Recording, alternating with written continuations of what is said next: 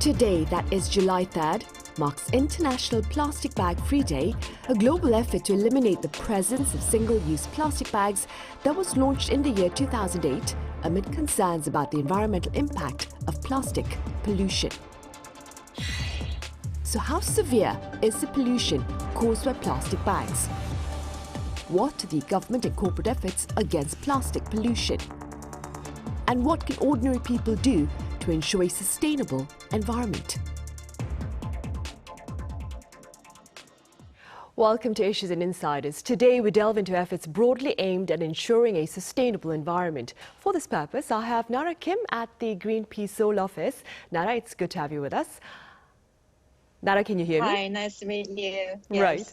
I also have Sarah Perreard at EA Environmental Action live on the line as well. Sarah, it's a pleasure to have you with us. Likewise, thanks for having me. Right, Sarah, first then, do share with us some background information about the launch of the International Plastic Bag Free Day.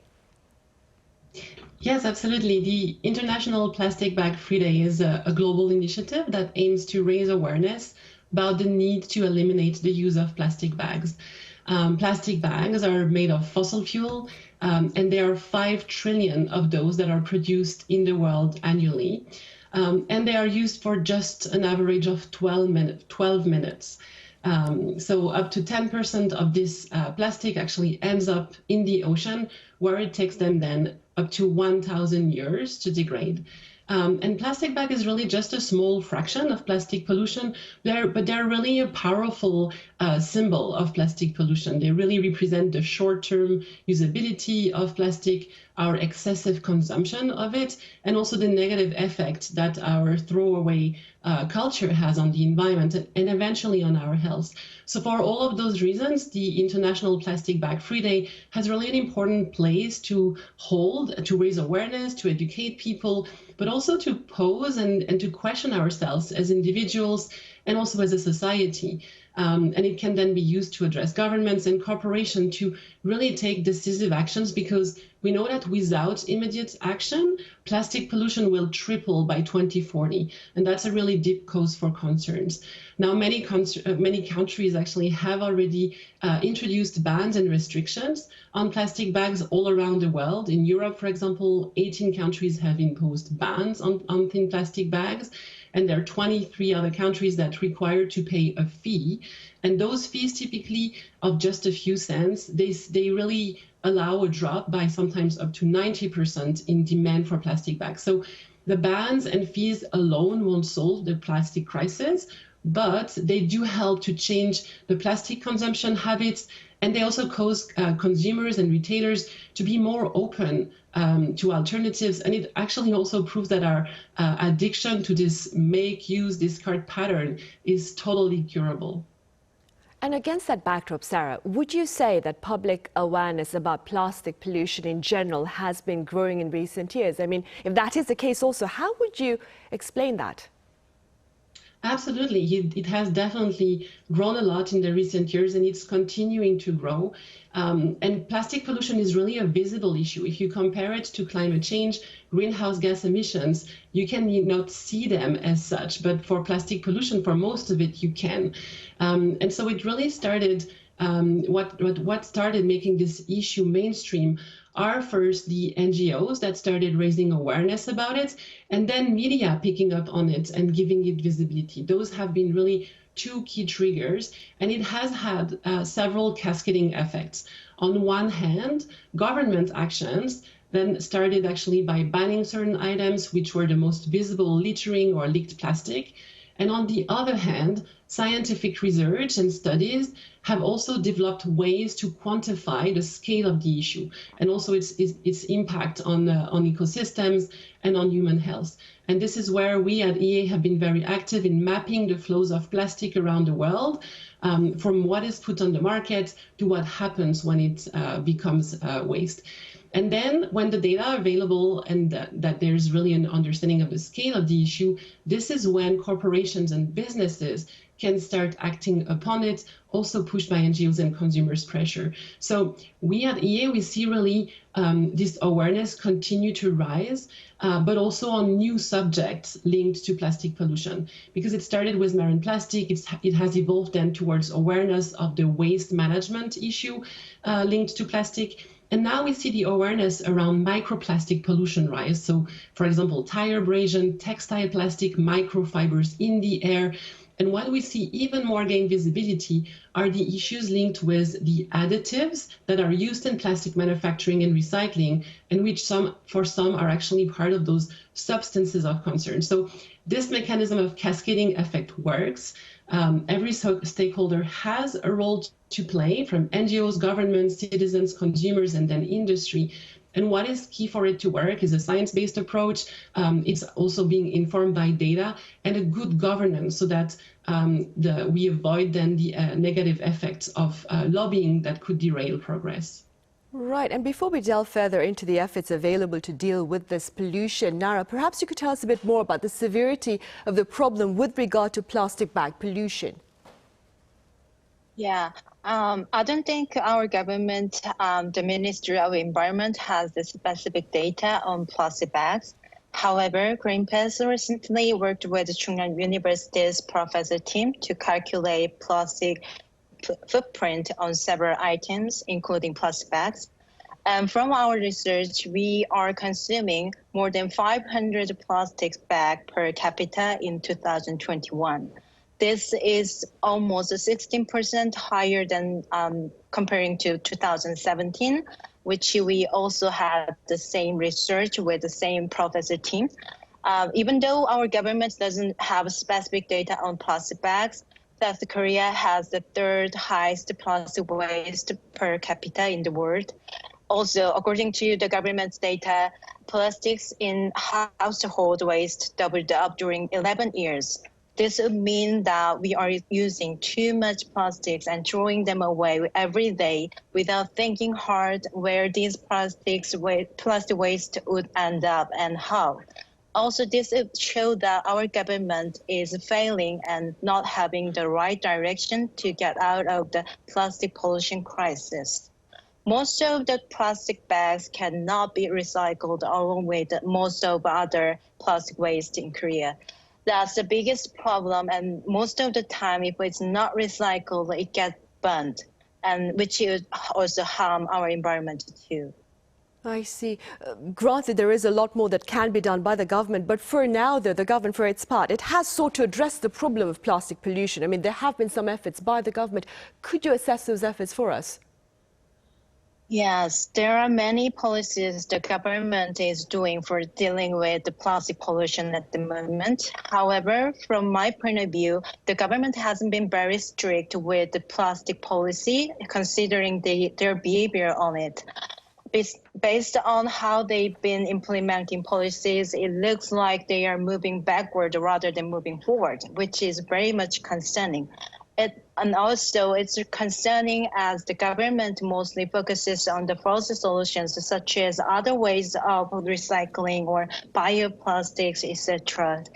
These are false solutions because this wouldn't be much more than waste management. Considering the size of the plastic pollution, we need to downsize the usage dramatically. So we need a solution starting from upstream level, which means cutting down the production and switching system to reuse and refill. Right, I see. Meanwhile, beyond Korea's borders, Sarah, this past Saturday, that was July 1st, New Zealand says it became the first nation worldwide, that is, to ban the thin plastic bags that supermarkets offer for fruits and vegetables. Now, critics remain skeptical about the impact of this particular ban. Sarah, what are your thoughts? Yeah, absolutely. So this new ban in New Zealand is actually projected to avoid the use of 150 million bags per year. And it all started with a petition signed in 2018 by 65,000 people. And it is planned to then extend also to most of the other single-use plastics by 2025 in New Zealand. But first, it's important to look at the data for New Zealand. The waste management system there relies heavily on sanitary landfills. In our latest Plastic Overshoot Day report, we estimate that in New Zealand, each person uses about 30 kilo of short-life plastic every year. That's significant, and it mostly ends up in landfill, and actually 10% of the plastic waste in New Zealand is mismanaged. Critics say that that the ban of the plastic bags are not going to help so much the environment, that it's going to need a lot of effort to adapt to the changes. But banning thin plastic bags for produce does offer large environmental opportunities if, of course, the ban is enforced, but also if it's well accompanied. Because if plastic bags are just replaced by other single-use bags, like paper bags, for example, you would still be in a pretty linear model of take, make, dispose. And let's also not forget that paper sent to landfill emits greenhouse gases when they decompose. So we don't want that.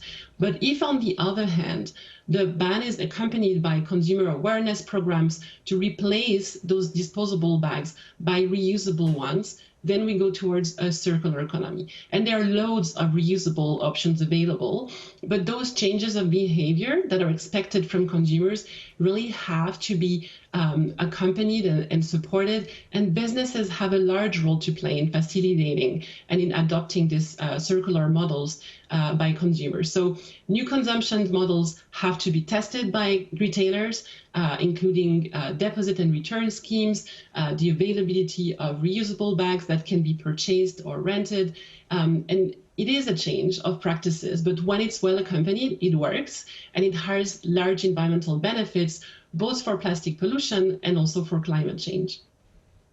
Right, I see. And staying with what Sarah has said, Nara, what more could ordinary people do to commemorate this particular day, that is the International Plastic Bag Free Day? I mean, do share with us about perhaps 3 ways through which we can better partake in this day. Yeah, there are many campaigns and activities people can easily join. And one of the things would be 용기내, which is be brave and use your own container or bags. This can one of the things we can join and help our environment with small efforts.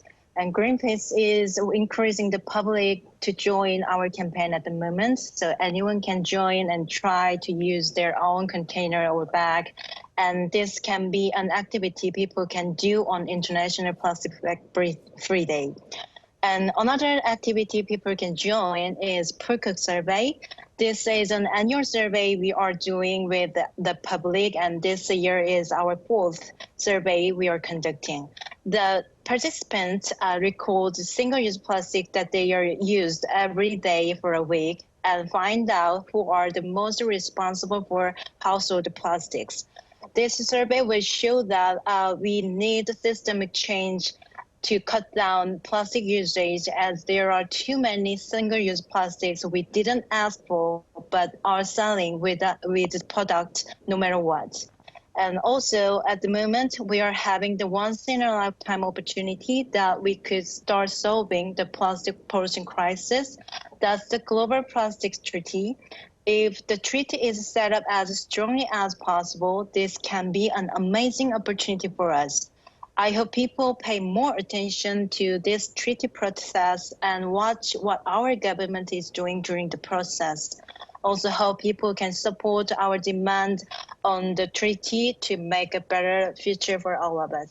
Right, I see. Good to know. Meanwhile, Sarah, so it's been clarified here during our short talk as well that plastic pollution is horrendous, and based on what you mentioned earlier, it takes centuries for plastic to decompose naturally. But how exactly does it aggravate the climate crisis in your view? Yeah, there are 2 sides to that, and we need to look at this question with a system-based approach. So advocates of plastic will tell you that if you look at an individual item, like a yogurt pot, for example, it will create less greenhouse gas emissions if you manufacture it in a plastic than in glass, for example, because plastic is lighter and it uses less material. And it is not as such a wrong information if you look only at half of the picture. This is true when you look at a complex and globalized economy like the one we live in today. Because, for example, moving yogurts from one country to 20 other countries require the type of cheapness that plastic offers. And the cost of moving heavy products like yogurt in a glass pot across complicated supply chain is higher if you do it than if you do it in a cheap and light plastic pot. But the point here is that the plastic has enabled the type of consumption that we have today with complex supply chains, with heavy waste too, because when something is cheap, you just care less about producing too much of it and throwing the excess. And this is what we see happening also in fast fashion, where cheap plastic fabric are the enabler of a wasteful consumption with daily new collections and the majority of the production being unsold and simply thrown in dump sites. So plastic enables overconsumption, which would otherwise not be possible. And then there's another aspect, which is the end of life of plastic. So if our yogurt part is incinerated, even with the best energy recovery facility, it will essentially create energy that is made from fossil fuel because plastic are made of oil. And there is a real difference between oil and plastic. So you need to burn actually twice as much plastic to make the same energy as you would with burning oil directly. And we know that in order to keep a chance at limiting climate change to 1.5 degrees, we need to rapidly phase out all usages of fossil fuel. So some might say recycling is the answer. But currently, only about 7% of plastics are recycled in the world. And it's in part due to the fact that many plastics simply cannot be effectively recycled because they lose their properties, or if they can be recycled, then it's not in the same material because there's food safety concerns, for example. So for the state of plastic recycling as it is today, there are very few types of plastics that can really reduce the demand for new virgin plastic and when they are recycled afterwards. And as such, that again does not help us reduce the demand for fossil fuel that is feeding the climate crisis. Right, I see. And Nara, keeping in mind what Sarah has just said, do you suppose the government could do more perhaps with regulations towards the corporate sector, or even perhaps to rally greater public support to fight plastic pollution? Yes, as I've mentioned before briefly, our government's policies are not strong enough. I hope our government can implement much stronger policies, including cutting down production and system change to reuse and refill rather than encouraging recycling or alternative for plastics. Also, hoping the government opens up and hear our various opinions. At the moment, they seem to only be open up and hearing out about the industries only, not hearing from NGOs. Lastly, and very importantly, our government should be supporting a strong and legally binding plastics treaty, which include cut down production and reuse and refill as a solution. Our government is one of High Ambition Coalition member, and I think they need to act like one. And at the moment, our government's stance on the treaty is very weak and only focuses on the false solutions, unlike other High Ambition Coalition members do. And Sarah, beyond efforts by the government, as mentioned by Nara, can we, as simple consumers and perhaps ordinary citizens, promote stronger action against plastic pollution? Absolutely. There are a lot of things that citizens and consumers can do to promote stronger actions. First, with our consumption, of course, we can reduce our consumption, become more circular using refill and reuse models. Those are all things that do work. But most importantly, we can support the local organizations that raise awareness about plastic pollution and that campaign to hold governments and corporations accountable. The one thing that we can all and should all do is becoming aware of the reality of plastic pollution in the country where we live. And this is with this goal in mind that EA has developed the Plastic Overshoot Day. So the Plastic Overshoot Day is the day after which humanity has used up all of the plastic waste management capacity available for the year. And globally for 2023, this day will be July 28th. It means that all of the plastic consumed in the last 157 days of 2023 will be mismanaged and will end up in nature. Now, each country has its own plastic overshoot day, and each country contributes to a part of those 157 days of plastic overshoots. And we have grouped those countries in 10 different profiles so that we can give recommendations as to what countries can do to reduce their plastic overshoots. And as a consumer and as a citizen, this country data is important to know, as well as how much of the overshoots our country contributes to. So for example, in Korea this year, Plastic Overshoot Day falls on October 30th.